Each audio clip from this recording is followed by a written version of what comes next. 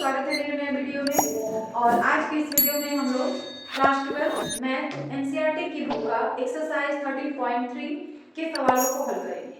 और आज हम लोग स्टार्ट करेंगे क्वेश्चन नंबर 5 से, क्योंकि पिछले वीडियो में हम लोगों ने क्वेश्चन नंबर 1 to 4 को सॉल्व किया था। आज हम लोग 5 से स्टार्ट करेंगे।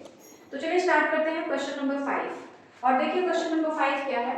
किसी विशेष रोग के सही निदान के लिए रक्त की जांच की गई तो उसमें पाया गया कि 99% असरदार है, जब वास्तव में रोगी उस रोग से ग्रस्त होता है, किंतु 0.5% बार किसी स्वस्थ व्यक्ति की रक्त जांच करने पर निदान गलत रिपोर्ट देता है, यानी व्यक्ति को रोग से ग्रस्त बतलाता है। यदि किसी जन समुदाय में 0.1% लोग उस रोग से ग्रस्त हैं, तो क्या प्रायिकता है कि कोई यादृच्छिक चुना गया व्यक्ति उस रोग से ग्रस्त होगा, यदि उसके रक्त की जांच में यह बताया जाता है कि उसे यह रोग है।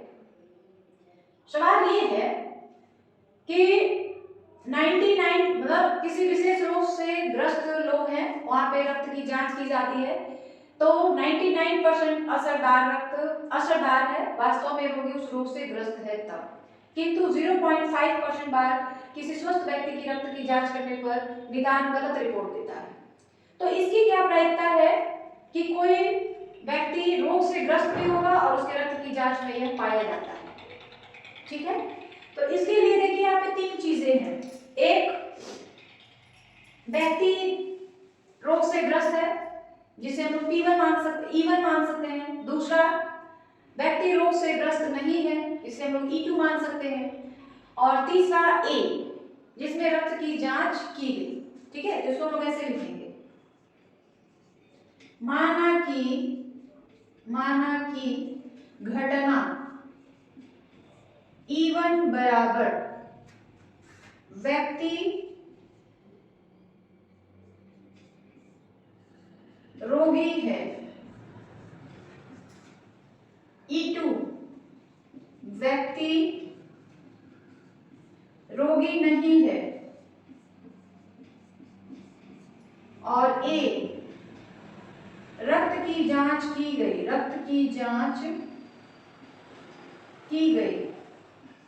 ये 3 चीजें हमको दी गई। ठीक है, अब P1 बराबर क्या हो जाएगा। P1 बराबर P, व्यक्ति रोगी है,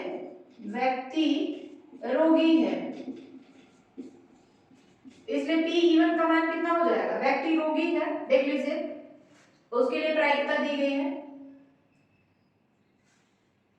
निदान गलत रिपोर्ट देता है, यानी व्यक्ति को रोग से ग्रस्त बतलाता है यदि किसी जन समुदाय में 0.1% लोग उस रोग से ग्रस्त हैं, यानी रोगी व्यक्ति इनकी प्रायिकता कितनी दी गई है, 0.1%। इसका मतलब है 0.1 बाई 100, पॉइंट हटाएंगे तो एक और 0 आ जाएगा।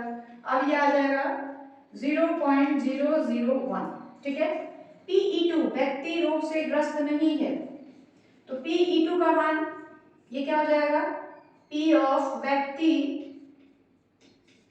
रोगी नहीं है। तो ये तो व्यक्ति रोगी है, यानी रोग से ग्रस्त है, उसकी प्रायिकता इतनी है। तो व्यक्ति रोगी नहीं है, उसकी प्रायिकता क्या होगी, 1 माइनस 0.001, इसका मान आ जाएगा 0.999। मतलब Pe2 व्यक्ति रोगी मतलब रोगी नहीं है, रोग से ग्रस्त नहीं है, इसकी प्रायिकता क्या होगी, 0.999। व्यक्ति रोग से ग्रस्त है यानी रोगी है, इसकी प्रायिकता 0.001। इतनी बात समझ आ गई। अब इसलिए Pa बाई E1 मतलब व्यक्ति के रक्त की जांच हुई है और वह रोगी भी है, क्योंकि E1 क्या दिखा रहा है कि व्यक्ति रोगी है, तो व्यक्ति रोगी भी है और उसके रक्त की जांच भी हुई है। तो इसकी कितनी प्रायिकता है, देखिए, किसी विशेष रोग के सही निदान के लिए रक्त की जांच 99% असरदार है, जब वास्तव में रोगी उस रोग से ग्रस्त है तब। रक्त की जांच की गई, वास्तव में व्यक्ति अगर रोगी है तो इसकी प्रायिकता कितनी है, 99%, यानी 0.99। ठीक है, उसके बाद PE2 P by E2। इसका मतलब ये है कि व्यक्ति के रक्त की जांच की गई है लेकिन व्यक्ति रोगी नहीं है, व्यक्ति रोग से ग्रस्त नहीं है, तो इसकी प्रायिकता दे दी गई है 0.5%। तो ये हो जाएगा 0.5%। इसका मतलब है 0.5 बाई 100, एक जीरो और बढ़ जाएगा तो ये हो जाएगा 0.005। आगे बात समझ में। अब चुना गया व्यक्ति उस रोग से ग्रस्त होगा यदि उसके रक्त की जांच में यह बताया जाता है कि उसे यह रोग है। मतलब व्यक्ति रोगी भी है और उसके रक्त की जांच भी हुई है, इसकी प्रायिकता आपको निकालनी है। इसका मतलब है यहां से हम करेंगे, ठीक है। P E1 by A। E1 क्या है? व्यक्ति रोगी है और A क्या है? उसके रक्त की जांच हुई है, तो क्या कहा गया है? प्रायिकता। तो क्या प्रायिकता है कि कोई चुना गया व्यक्ति उस रोग से ग्रस्त है यदि उसके रक्त की जांच हुई है। मतलब इसकी क्या प्रायिकता है कि कोई व्यक्ति को चुना गया है तो वह व्यक्ति जो है रोग से ग्रसित भी है और उसके रक्त की जांच भी हुई है, इसकी प्रायिकता क्या होगी? तो इसके लिए हम लोग निकालेंगे P E1 बाई A। अब इसका फॉर्मूला क्या हो जाएगा? P E1 into P A by E1, ठीक है। और नीचे P E1 into P A by E1 plus P E2 into P A by E2, ये ठीक है। अब सारे मान रख लीजिए। P E1 का मान देख लीजिए, यहाँ पे है 0.001।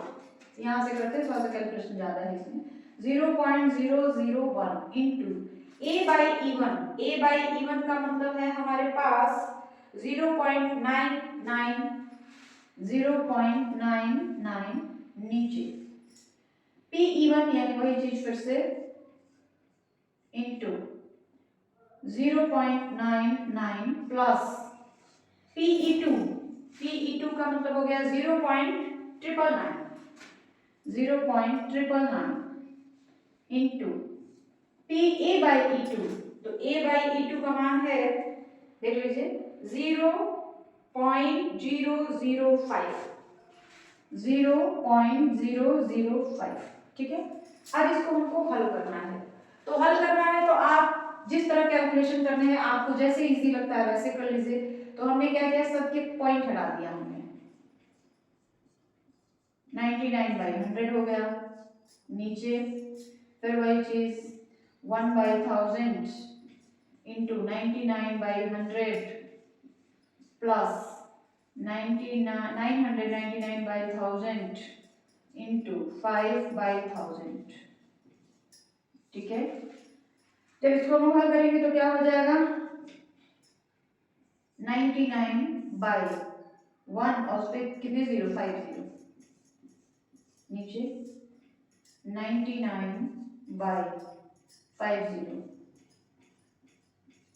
प्लस इसका मल्टीप्लाई करना पड़ेगा तो कितना हो जाएगा, 9 पचे 45, 9 पचे 45, 46 47 48 49, फिर 9 पचे 45, 46 47 48 49, ठीक है। तो ये हो जाएगा 499 बाई 60, 3 5 6।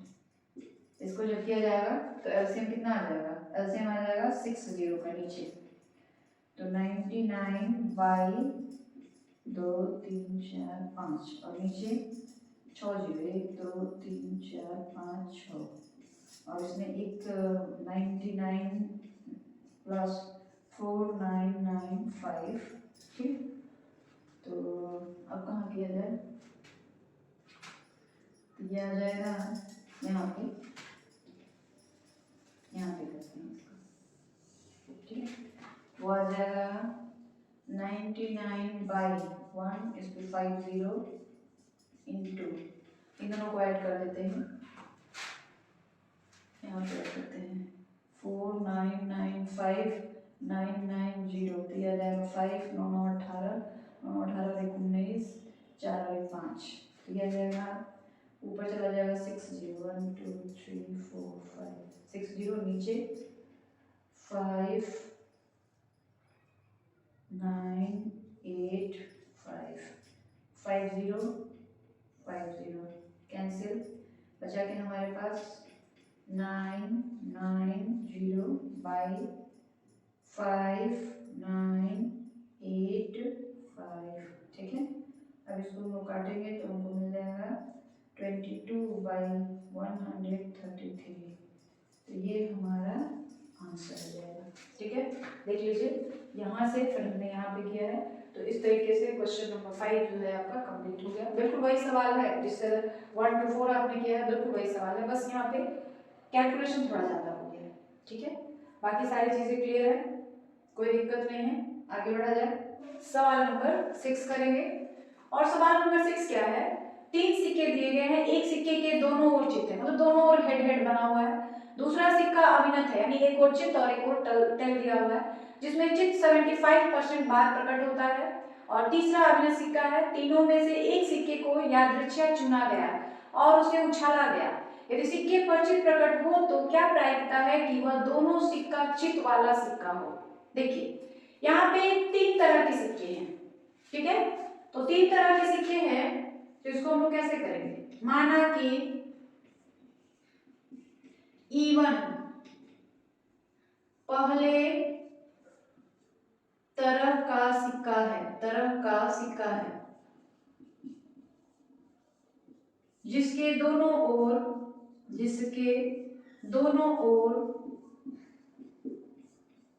चित्त है।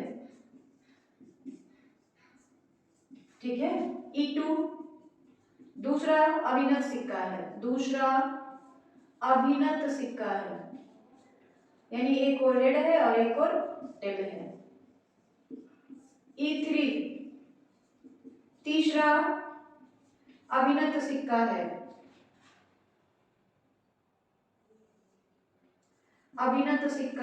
मतलब उसके भी एक और हेड है और एक और टेल है। ए सिक्का उछालने पर चित्त का प्राप्त होना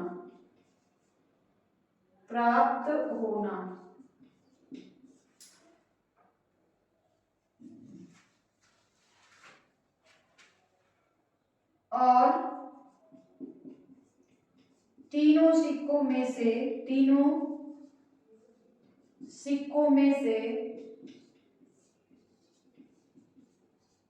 किसी एक को चुना गया,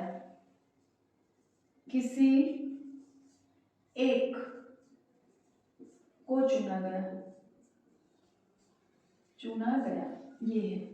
ठीक है, अब देखिए P1 बराबर क्या है, P1 बराबर 1। क्यों? क्योंकि जो पहला सिक्का है उसकी ओर तो दोनों चित्त है। ठीक है, तो आप जिधर से भी उसको उछालिएगा रिजल्ट तो एक ही आएगा, चित्त, क्योंकि दोनों ओर सेम है। Pe2 जो है, सॉरी ये Pe1 बराबर ना 1/3 हो जाएगा। 3 तरह के सिक्के हैं, उसमें से आपको पहला सिक्का चुनना है, तो हम लोग कितने तरह से चुन सकते हैं, Te1 बराबर 1/3, Te2 बराबर भी 1/3, किसी एक सिक्का को चुनना है तो 3 तरीके से हम लोग चुन सकते हैं 1/3। इन तीनों का जो मान होगा कितना कितना हो जाएगा, 1/3 1/3 हो जाएगा। ठीक है, अब पहले सिक्के के दोनों ओर चित्त है, अतः Pa/E1 पहला सिक्का हो और उस पर चित्त प्रकट हुआ हो तो इसकी क्या प्रायिकता होगी, 1 होगी, क्योंकि पहला सिक्का है तो उसके तो तो आप जिस तरीके से चुनिए दोनों ही और चित आएगा, ठीक है। फिर P A/E2 सिक्का दूसरा है और चित आने की प्रोबेबिलिटी यानी प्रायिकता कितनी है? दूसरा सिक्का अभिनत है जिसमें चित इतना प्रतिशत बार प्रकट होता है यानी 75%। 75 को आप इस तरह लिख सकते हैं 0.75। 0.75 को आप 75/100 भी लिख सकते हो, या छोड़ो 75/100 लिखते हैं। 25 से काट दीजिए, 25 के 75, 25 चौके 100 यानी 3/4, ठीक है। P A/E3, A/E3 इसका मान कितना है देख लीजिए, P A/E3। और तीसरा अभिनत सिक्का है, तो अभिनत सिक्का है यानी उसमें से एक सिक्का आपको निकालना है, तो 1/3 तरीके से ये तो निकाल सकते हैं, लेकिन तीसरा जो सिक्का है वो अभिनत है, तो उसमें चित आने की प्रायिकता क्या होगी? 1/2, क्योंकि एक सिक्का जब उछालते हैं तो उसके हेड और टेल आने की प्रायिकता 1/2 होती है। तो तीसरा सिक्का भी अभिनत है यानी उसके एक तरफ हेड है और दूसरे तरफ टेल है, जब उसको हम उछालेंगे तो चित आने की प्रायिकता यानी हेड आने की प्रायिकता क्या होगी? 1/2। तो इसके लिए हम यहाँ पे लिख लेंगे 1/2। अब हमको निकालना है, यहाँ पे करते हैं, यहाँ पे तो देखिए यदि एक सिक्के को यादृच्छिया चुना गया और उसे उछाला गया, यदि सिक्के पर चित प्रकट हो तो क्या प्रायिकता है कि वह दोनों ओर चित वाला सिक्का है? मतलब एक सिक्का को निकाला गया और उस पर चित मिला, तो इसकी क्या गारंटी है कि वही सिक्का है जिसके दोनों ओर चित है? क्योंकि 3 सिक्के लिए गए हैं, पहला सिक्का में दोनों ओर चित है, दूसरा सिक्का में एक और चित है और एक और पट है, तीसरे सिक्के में भी एक और चित है और एक और पट है, लेकिन जो पहला सिक्का है उसके दोनों ओर चित है। तो हमने एक सिक्का यादृच्छिया पर निकाला गया, चुना गया। अब इसकी क्या प्रायिकता है कि वह सिक्का है जिसके दोनों ओर चित है। तो इसके लिए देखिए, तो पहले सिक्का का हमने निकाला था कहीं पर P A/E1 निकालना था, तो आपको अब क्या निकालना पड़ेगा? P E1/A निकालना है। तो हम लोग यहाँ पे लिखेंगे P E1/A। यादृच्छिक चुना गया और उसे उछाला गया, यदि सिक्के पर चित प्रकट हो तो क्या प्रायिकता है कि वह दोनों सिक्का चित वाला दोनों ओर देखते हैं, थोड़ा सा लगा सवाल में कुछ मिस्टेक है। सवाल नंबर 6, यदि सिक्के पर चित प्रकट हो तो क्या प्रायिकता है कि वह दोनों चित वाला सिक्का है? ये दोनों चित वाला सिक्का, ये नहीं रहेगा, ये यानी दोनों ओर चित वाला जो सिक्का है उसकी क्या प्रायिकता है? A/E1। तो हमको इसका उल्टा निकालना है, P E1/A निकालना है, ठीक है। अब इसके लिए फॉर्मूला क्या हो जाएगा? P E1 into P A/E1 नीचे P E1 into P A/E1 plus P E2 into P A/E2 plus P E3 into यहाँ पे लिखते हैं P A/E3। ये है फॉर्मूला। अब देख लीजिए, यहाँ पे 3 तरह के सिक्के हैं ना, यानी E1 है, E2 है, E3 है, इसीलिए यहाँ पर E1 E2 E3, फिर P A/E1 P A/E2 और P A/E3 दिया गया है, ठीक है। अब सारा मान हमको पता है, वहां पे रख लेते हैं, बस आंसर आ जाएगा। तो P E1 का मान देखिए कितना दिया हुआ है, 1/3, देख लीजिए 1/3। A/E1 का मान 1 नीचे, वही चीज फिर से प्लस E2 P E2 उसका भी जो मान है 1/3 ही है, तो 1/3 इंटू A/E2 इसका मान है 3/4 प्लस E3 P E3 इसका भी मान है 1/3 और A/E3 इसका मान है 1/2, ठीक है। तो ये क्या हो जाएगा, 1/3 नीचे 1/3 प्लस ये 3 कट गया, 1/4 प्लस 1/6, ठीक है, ये हो गया। अब 3, 4 और 6 देख लीजिए, 3, 4 और 6 का एलसीएम आपको निकालना है। तो 3, 4, 6 का देख लेते हैं, सही है ना, मान सारे सही पुट किए हुए हैं। 1/3 PE1, ठीक है। A/E1 का मान हमारे पास है 1, वो भी ठीक है। PE2 का मान भी 1/3 और फिर A/E2 का मान है 3/4, देख लीजिए 3/4, ठीक है। प्लस E3 का मान है 1/2 और A/E3 का मान है 1/2 और PE3 का मान 1/3 है, ठीक है। चलिए 1/3, 3 कैंसिल, 1/4 और 1/6, 6, 4 और 3 कैल्शियम 2 से पहले, फिर 2 से, फिर 3 से, तो आ जाएगा 4 3 12। तो 1/3 ऊपर है और नीचे सबका एलसीएम 12 हो गया। 3 4 12, 4 प्लस 4 3 12, 3 प्लस 6 2 12, 2, ये हो जाएगा 1/3 प्लस 4 3 7 2 9, 9/12, उल्टा करेंगे तो 1/3 इंटू 12/9, तो 3 चौके 12, यानी 3/9, सॉरी 4/9।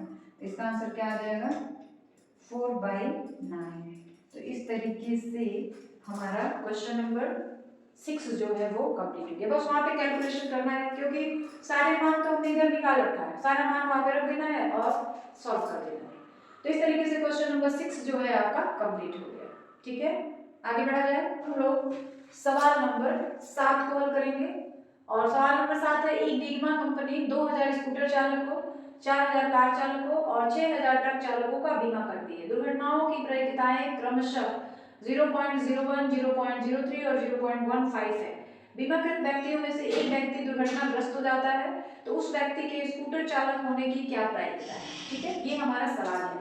तो कुल चालकों की संख्या कितनी है, पहले ये हमको निकालना है। कुल चालकों की संख्या, चालकों की संख्या क्या हो जाएगी, 2000, 4000 और 6000, तो टोटल कितना हो गया, 6000 10 2 12000, ठीक है। अब इसमें 3 तरह के घटनाएं दी गई हैं, तो मान लीजिए, माना कि E1, माना कि E1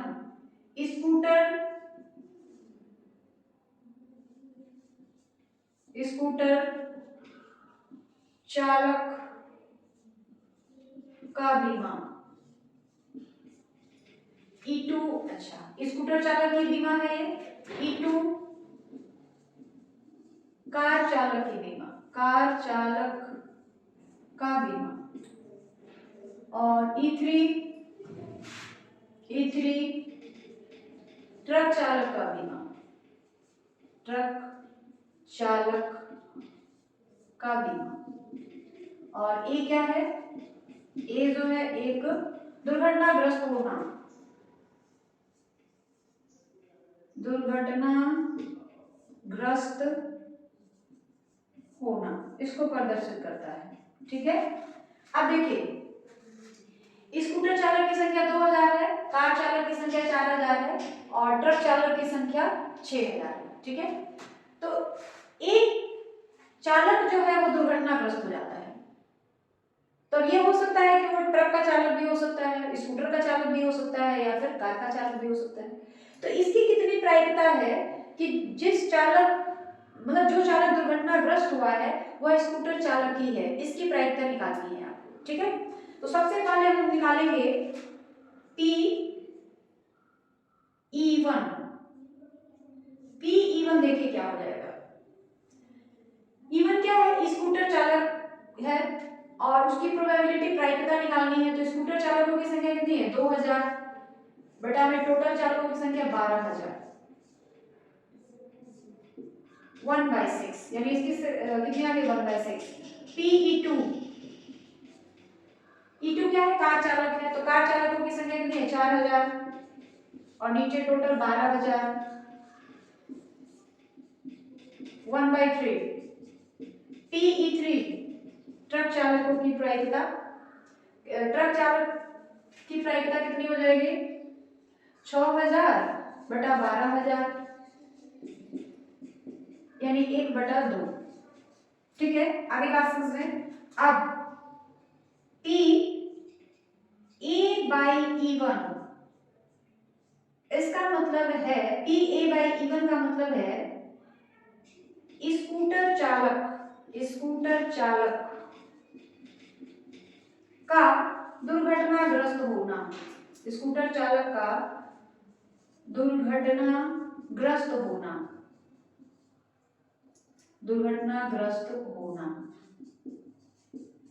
A/E1 का मतलब यही है, स्कूटर चालक का दुर्घटनाग्रस्त होना। तो इसकी प्रायिकता कितनी हो जाएगी देख लीजिए, उसकी प्रायिकता दी गई है 0.01। फिर P A/E2 इसका मतलब है कार चालक का दुर्घटनाग्रस्त होना, कार चालक का दुर्घटनाग्रस्त होना, इसकी प्रायिकता दी गई है 0.03। और तीसरे की प्रायिकता P A/E3 मतलब ट्रक चालक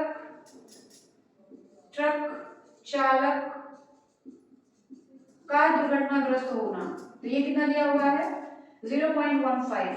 ये तीन चीजें दी गई हैं। अब आपको निकालना है कि एक आदमी यानी एक चालक दुर्घटनाग्रस्त हो जाता है, तो वह स्कूटर चालक ही दुर्घटनाग्रस्त हुआ है, इसकी कितनी प्रायिकता है।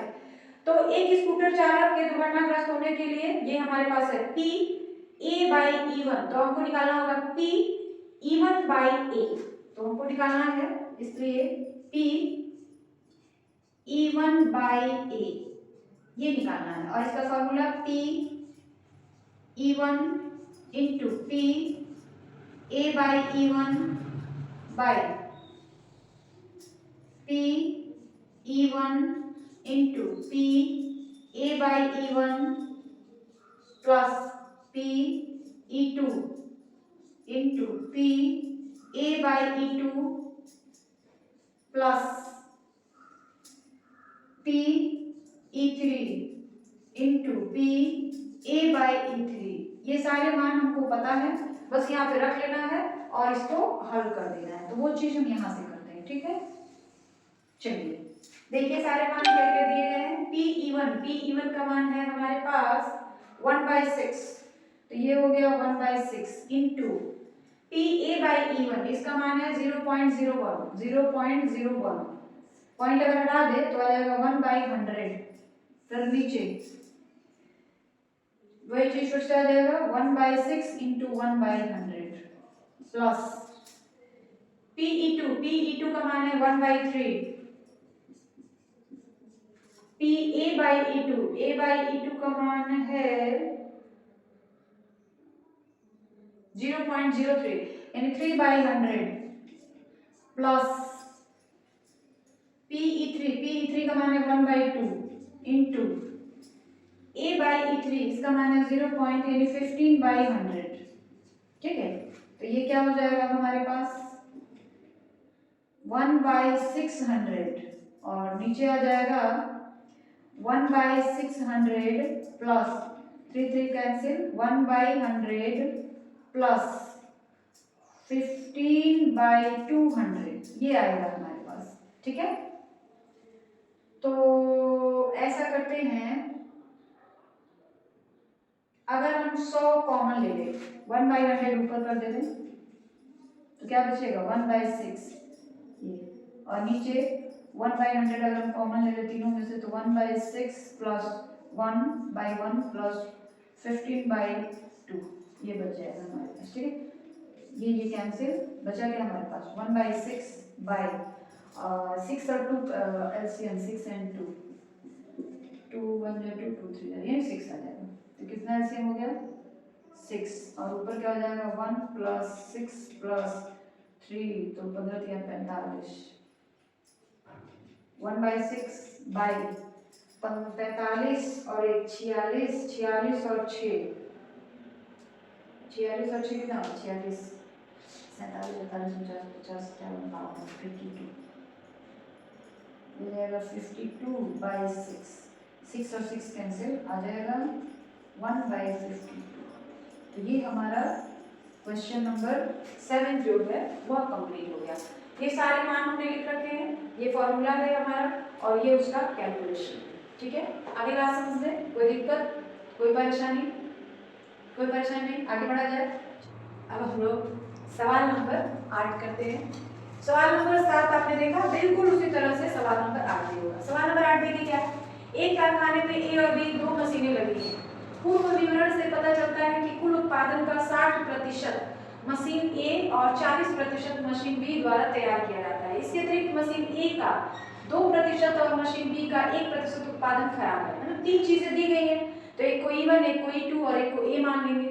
यदि कुल उत्पादन का एक ढेर बना लिया जाता है और उस ढेर से यादृच्छिक निकाली गई, तो इस वस्तु के मशीन ए द्वारा बने होने की प्रायिकता क्या होगी? कहने का मतलब ये है ना कि दो मशीनें हैं, ए और बी दोनों सामान का उत्पादन करती हैं। ए जो है 60%, बी जो है 40%। तो कुछ सामान जो होते हैं खराब निकल जाते हैं, तो मशीन ए द्वारा 2% उत्पादन खराब निकलता है, मशीन बी द्वारा 1%।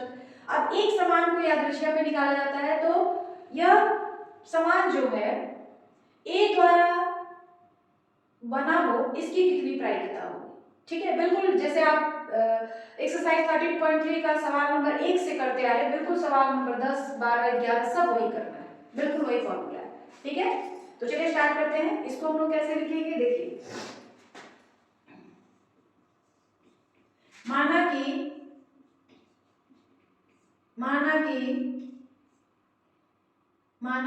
E1 मशीन ए का उत्पादन है, ठीक है। E2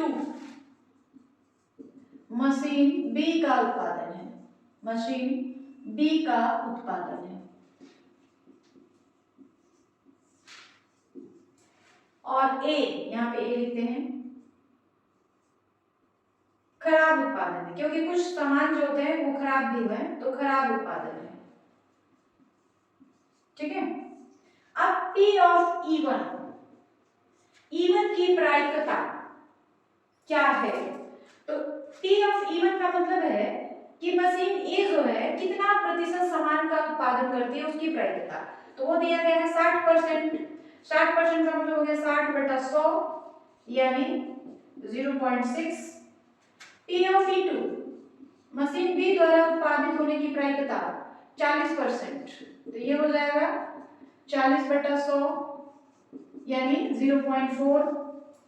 और देखिएगा अब क्या हो जाएगा, P A/E1, इसका मतलब है कि कोई भी सामान खराब है और वो मशीन ए द्वारा उत्पादित होती है, उसकी कितनी प्रायिकता है। देखिए, ए का 2% और बी का 1% उत्पादन खराब है, तो P A/E1 का यही मतलब है कि कोई वस्तु जो है जो या छिद्र पे निकाली गई है, वो E1 मतलब मशीन ए द्वारा बनी हुई है और वह जो है खराब उत्पादन कर रही है, तो इसकी प्रायिकता क्या होगी? तो वो दिया गया है 2%, तो यहाँ पे हम लिखेंगे 2% यानी 2/100 मतलब 0.02। फिर P A ऑफ E2 मतलब क्या है, P A/E1, इसका मान दे दिया 2/100 यानी इतना। P A/E2 यानी जो सामान बन रहा है वो मशीन बी द्वारा बन रहा है और वह खराब है, उसकी कितनी प्रायिकता है? तो वो भी दिया हुआ है 1% यानी 1/100 मतलब 0.01। इतनी बात समझ आ गई? ठीक है, अब आपको देखिए क्या निकालना है। एक वस्तु को उस ढेर में से निकाला गया और वह वस्तु मशीन ए द्वारा बनी है, इसकी कितनी प्रायिकता होगी? मशीन ए द्वारा बनी है, तो हम लोग ऐसे लिखेंगे P E1/A, इसका मतलब यही है खराब उत्पादन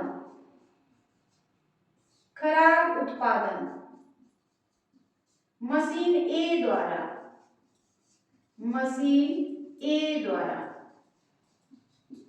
तो E1/A के लिए फॉर्मूला है हमारे पास क्या, E1 by A is equal to PE1 into P A by E1 by PE1 into P A by E1 plus PE2 into P A by E2, ये ठीक है। अब ये सारे मान रख दीजिए, सारे मान आपको पता है।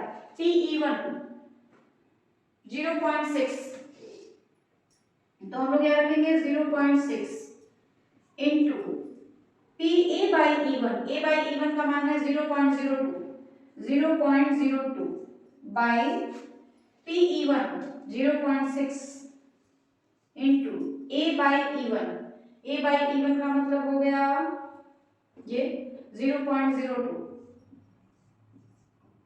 Plus PE2 0.4 into P A by E2, इसका मतलब है ए बाई E2 का मतलब है 0.01, ठीक है। तो इसको जब हम लोग करेंगे तो आ जाएगा हमारे पास 0.012, इन दोनों को मल्टीप्लाई करके देख लीजिए, यही आएगा, ठीक है। और फिर इन दोनों का मल्टीप्लिकेशन तो वही आ जाएगा फिर से 0.012 प्लस इसका आ जाएगा 0.004, तो ये हो जाएगा 0.012 और नीचे आ जाएगा 4 2 6 यानी 0.016 पॉइंट तो अपने आप कैंसिल हो जाएगा। 12/16 बचा हुआ है, इसका मतलब है 12/16, मतलब 4 से 4 3 12 4 4 16। तो ये आपका क्वेश्चन नंबर 8 जो था कंप्लीट हो गया। बिल्कुल जैसे आप 1 2 3 4 5 6 7 सब लगाते हैं, बिल्कुल उसी फॉर्मूले से उसी तरीके से सवाल नंबर 8 जो है आपका कंप्लीट हो गया। तो सारी बातें क्लियर है आपको, कोई दिक्कत कोई परेशानी नहीं, तो आगे बढ़ा जाए। अब हम लोग सवाल नंबर 9 देखेंगे। सवाल नंबर 9 क्या है? दो दल एक निगम के निदेशक मंडल में स्थान पाने की प्रतिस्पर्धा में है। पहले तथा दूसरे दल के जीतने की प्रायिकताएं क्रमशः 0.6 और 0.4 है। इसके अतिरिक्त यदि पहला दल जीतता है तो एक उत्पाद के प्रारंभ होने की प्रायिकता 0.7 है। दूसरा दल जीतता है तो इस बात की संगत प्रायिकता 0.3 है। इसकी प्रायिकता ज्ञात कीजिए कि नया उत्पादन दूसरे दल द्वारा प्रारंभ किया गया था। देखिए सवाल ये है कि दो दल हैं E1 और E2, ठीक है।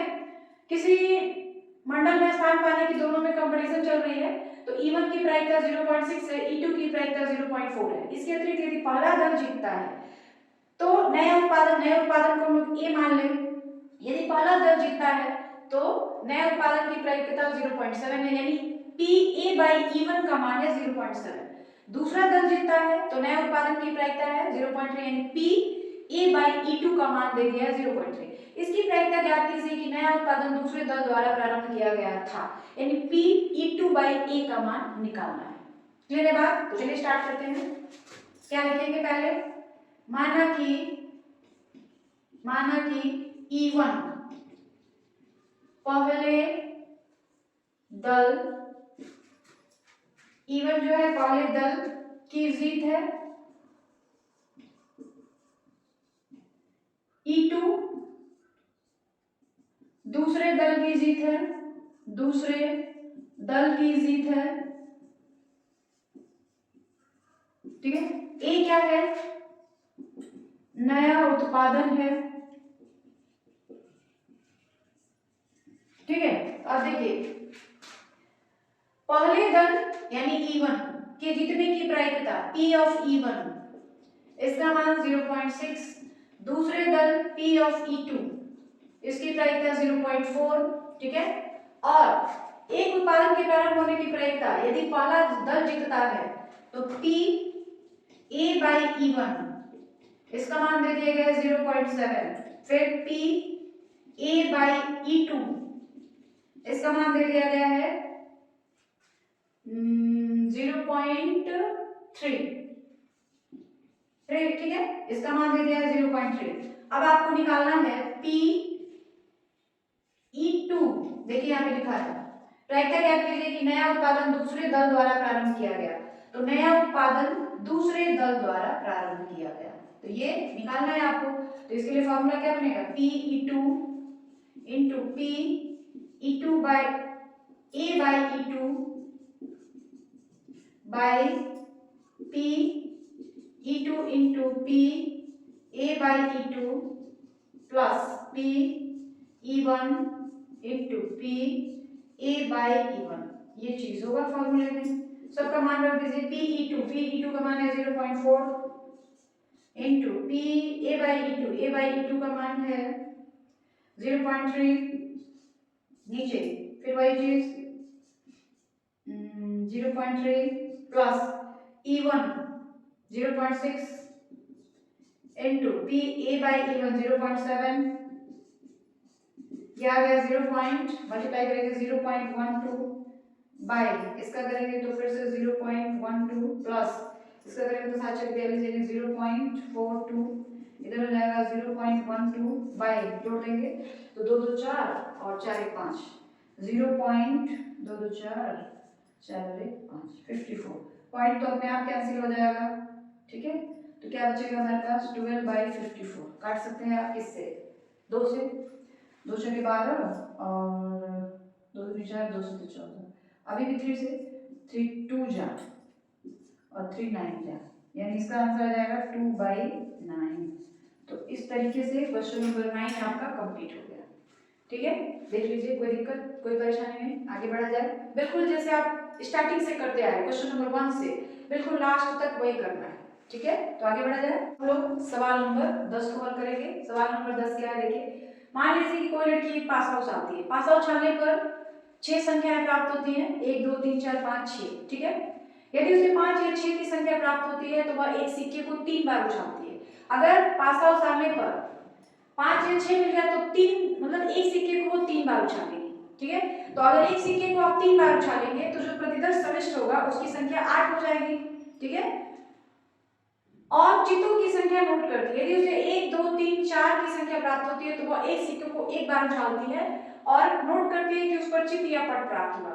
यदि उसे ठीक एक चित्त प्राप्त होता है तो उसे के द्वारा उछाले गए पासे पर 1 2 3 या 4 प्राप्त होने की प्रायिकता क्या थी या क्या है। तो इसको देखो क्या करेंगे, 3 चीजें दी गई हैं। E1 पासे पर 5 या 6 प्राप्त होना। ठीक है, तो P ऑफ E1 कितना हो जाएगा, पूरे पासे में 6 अंक होते हैं और 5 और 6 पाने की प्रायिकता कितनी रहेगी, 2 है इसकी संख्या, तो 2/6 यानी 1/3। ठीक है, फिर E2 किसको मान लेंगे, पासे पर 1 2 3 4 प्राप्त होना। ठीक है, तो P ऑफ E2 क्या हो जाएगा, P ऑफ E2 इसकी संख्या 4 है, टोटल 6 होते हैं तो आ जाएगा 2 2 4 2 3 6 2/3। और A किसको मान लेंगे, A सिक्का उछालने पर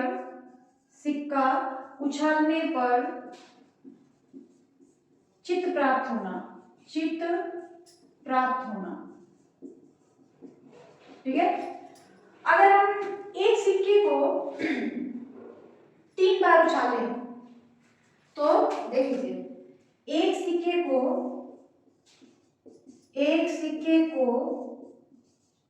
3 बार उछालने पर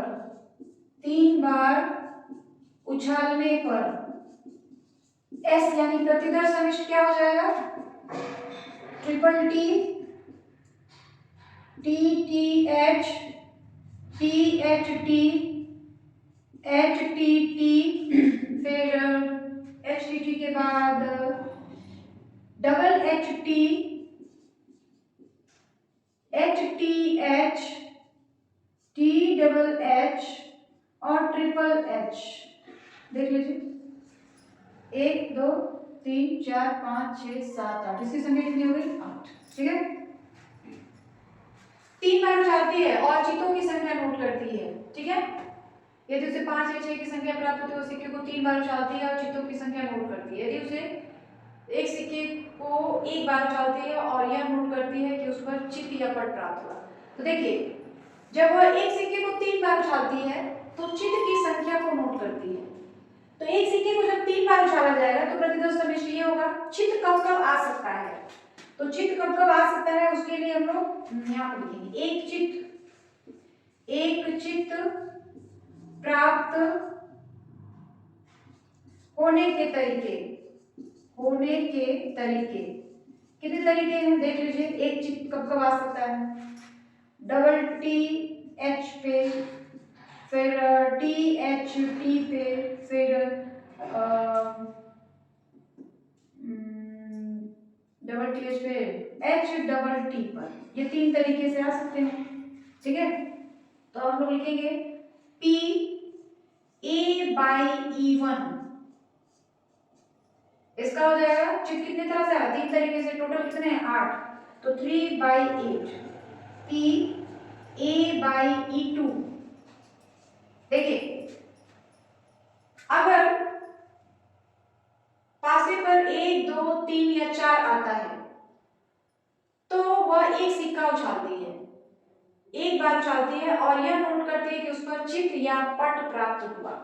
तो अगर मान लीजिए उसने पासा फेंका और 1 2 3 या 4 आ गया तो उसने क्या किया, एक सिक्का उछाल दिया। तो एक सिक्के पर चित्त या पट प्राप्त होने की प्रायिकता कितनी है, 1/2, चाहे चित्त की प्रायिकता हो और चाहे पट की प्रायिकता हो। अब ये पूछा जा रहा है यदि उसे ठीक एक चित्त प्राप्त हुआ तो एक चित्त प्राप्त होने की प्रायिकता यही है 1/2, एक चित्त प्राप्त होने की प्रायिकता, एक चित्त प्राप्त होने की प्रायिकता ये है। ठीक है, अब क्या पूछ रहा है, तो उसके द्वारा उछाले गए पासे पर 1 2 3 या 4 प्राप्त होने की प्रायिकता कितनी है। तो 1 2 3 4 कहां पे आ रहा है हमारे पास, E2 पर। आपको निकालना है P of E2 by A, ये निकालना है आपको। तो P of E2 by A, formula लिखिए से, फॉर्मूला क्या हो जाएगा, P E2 into P E2 by A by P E2 into P E2 by A plus P E1 into P A by, sorry यहाँ पे गड़बड़ हो गया, A by E2 होता है, यहाँ पे गड़बड़ है, A by E2, फिर यहाँ पे भी A by E2, A by E2 और यहाँ पे A by E1, सारे मान रख दीजिए, सब मान आपको ऊपर मिले होंगे, सारे मान रख लीजिए, आंसर आ जाएगा। E2 2/3, देख लीजिए E2 का मान 2/3 है ना, इंटू A by E2, तो A by E2 ये रहा, इसका मान है 1/2 E2, फिर वही चीज 2/3 into 1/2 plus P of E1 1/3 into A by E1 3/8, यहाँ पे 3/8, तो क्या हो जाएगा ये, 2 और 2 कैंसिल, 1/2, 2 और 2 कैंसिल, 1/3 1/3 प्लस 3 3 कैंसिल, 1/8, ये हो जाएगा 1/3 बाई 3 और 8 का एलसीएम 24, और ये हो जाएगा 8 प्लस 3, यानी ये आ जाएगा आपका 1/3, नीचे हो जाएगा 11/24, उल्टा करेंगे तो आ जाएगा 1/3 इंटू 24/11, 3 8 24, कितना आ गया 8/11, यानी यही हमारा आंसर हो गया 8/11,